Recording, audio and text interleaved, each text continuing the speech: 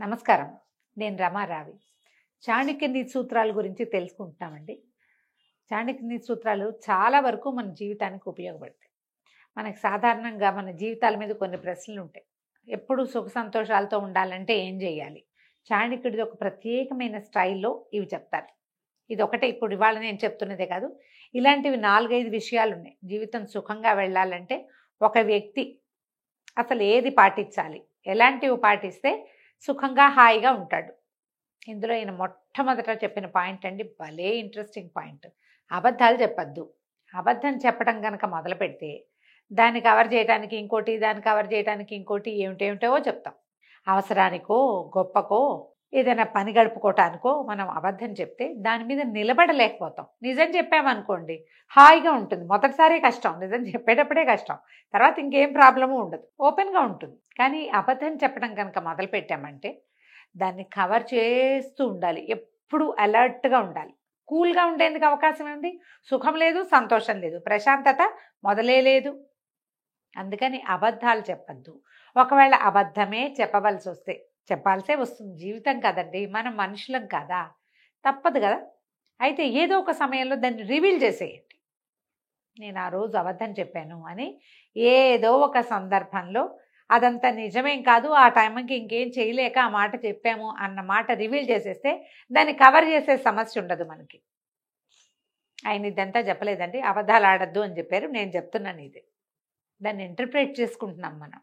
సాధ్యమైనంత అబద్ధం చెప్పకుండా ఉండండి. మీ జీవిత సుఖ సంతోషాలకి చాణక్యుడు గ్యారంటీ ఇస్తాడట.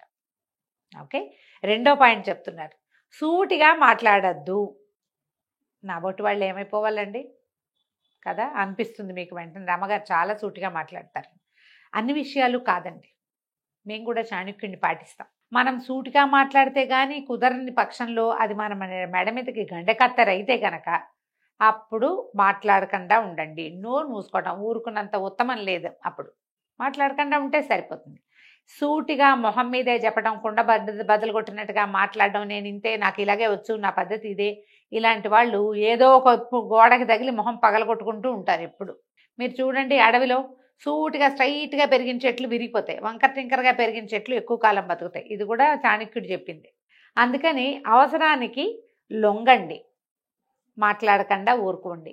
సూటిగా చెప్పవలసే వస్తే గనక జనం ఎక్కువ లేకుండా చూసుకోండి. ఒకళ్ళకే ఏదైనా చెప్పాల్సి వస్తే పర్వాలేదు, కానీ నలుగురిలో చెప్పాల్సి వచ్చిందా మీరు సమాజానికి శత్రువు అయిపోతారు.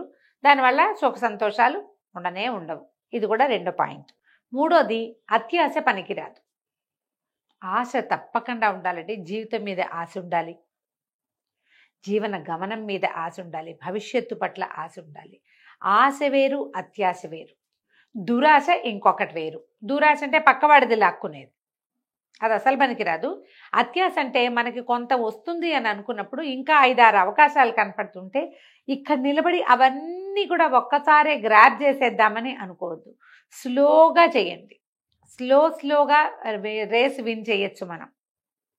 తాబేలు కుందేలు లాగా ఒక్క చలాంగ్లో ఒక్క గంతులో దాన్ని దేన్నో మసిపూసి మారేడుకాయ చేసి అంతా పొటం పెట్టేసుకుందామని అనుకోవద్దు. అత్యాశ ఎప్పుడూ సుఖ సంతోషాలకి విరోధి. అది మిమ్మల్ని ఎదగనివ్వదు, పెరగనివ్వదు, ఇబ్బంది పెడుతుంది. ఎప్పుడైనా చతికిలు పడితే లేవనివ్వదు, అదొక ప్రాబ్లంగా ఉంటుంది.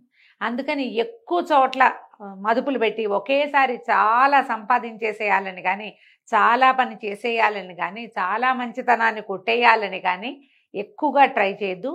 స్లోగా రేసు విన్ చేయటానికి ట్రై చేయమంటాడు చాణక్యుడు. తర్వాత నాలుగోది చెప్తాడండి, లక్ష్యం పెట్టుకోండి దేనికైనా. అంటే బీ ఫోకస్డ్ అని చెప్తాడు. ఏదైనా సరే ఒక లక్ష్యం పెట్టుకుని దానికి వెళ్ళటానికి ఒక మార్గనిర్దేశనం చేసుకుని ఆ మార్గం ప్రకారం మన లక్ష్యాన్ని ఛేదించడానికి, భేదించడానికి, సాధించడానికి ప్రయత్నం చేస్తేనే జీవితం సుఖవంతంగా వెళ్తుంది. కమింగ్ 5 yearsలో అలా పెట్టుకోవచ్చు. వచ్చే సంవత్సరానికి నేను ఇల్లు కట్టేసి పై సంవత్సరానికి మా పిల్లల్ని ఫారిన్ పంపేసి అలా పెట్టుకోకండి.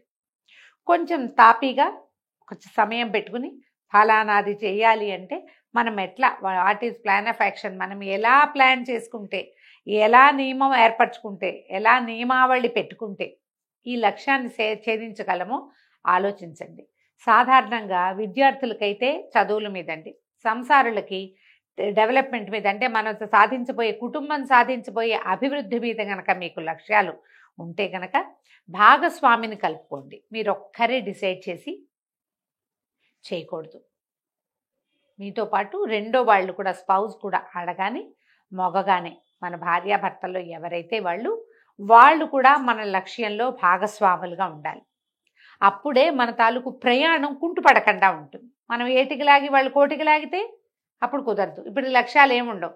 అందుకని ఇది కుటుంబంలో చేసేటప్పుడు కుటుంబ లక్ష్యం ఒకటి పెట్టుకోవాలి. మిగిలిన వాళ్ళు కూడా దానికి సహకరిస్తారు. మనకి ఏ ఇబ్బందులు ఉండవు. ఇందులో ఆఖరి పాయింట్ అత్యద్భుతమైన పాయింట్ అండి. సుఖ సంతోషాలకి బద్ధ విరోధి ఏంటంటే కోపం. అస్సలు కోపాన్ని దగ్గర చేరనివ్వబోకండి. మీరు కోపంగా ఉన్నప్పుడు ఏం మాట్లాడతారో మీకు తెలీదు. ఈ కోపంలో చాలా రకాల నష్టాలు జరిగిపోతాయి. ఒకటి మన దురుస్తనము వాటి వల్ల స్నేహితులు పోతారు, డబ్బు పోతుంది, పరువు పోతుంది, పదవి పోతుంది, సమయం పోతుంది, ప్రపంచం మనది కాకుండా పోతుంది. కోపంతో ధూర్తత్వం వస్తుంది. కోపం వచ్చి ఏం చేస్తామంటే ఆ పూట అన్నం అనుకుని నోరు మూసుకు కూర్చోము, లేదా 2 ముద్దలు ఎక్కువ తిని నోరు మూసుకుని ఉన్నాం. సాధారణంగా కోపం ఎలా ఉంటుంది, లోపల మంట, దాన్ని బయటికి వెడల్గక్కేయాలి కదా. ఈ కక్కేసే క్రమంలో ఏమవుతుంది, మన చుట్టూతా ఉన్నదంతటినీ కాల్చేస్తుంది, సమాజాన్ని మనతో ఉండనివ్వకుండా చేస్తుంది. అంతకుముందు మనతోటి సహాయాలు పొందిన వాళ్ళు కూడా మీరు సహాయం చేయకపోతే పీడాపోయారు ఏమనరు. కానీ మీరు కోపం చూపించి ధూర్తంగా ప్రవర్తించారంటే ఇది గుర్తుంటుంది.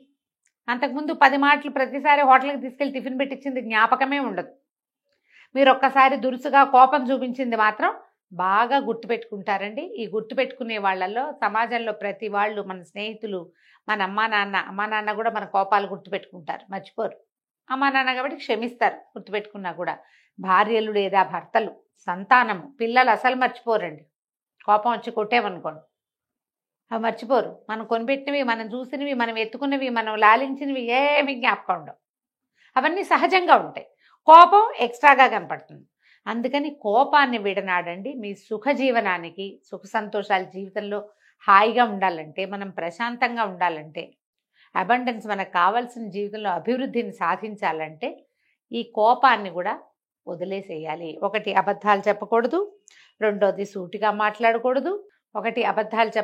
రెండోది సూటిగా మాట్లాడకూడదు, మూడోది అత్యాశ పనికిరాదు, నాలుగోది ఖచ్చితంగా లక్ష్యాన్ని పెట్టుకోవాలి, ఐదోది కోపాన్ని జయించాలి. ఈ 5 మార్గాలు కనుక మనం అనుసరిస్తే మన జీవితం సుఖ సంతోషాలతోటి తులతూగుతూ ఉంటుందని చాణక్యుడు చెప్పాడు. సుమన్ టీవీలో మీ పర్సనల్ అండ్ బిజినెస్ ప్రమోషన్స్ కోసం కింది నెంబర్కి కాంటాక్ట్ చేయండి.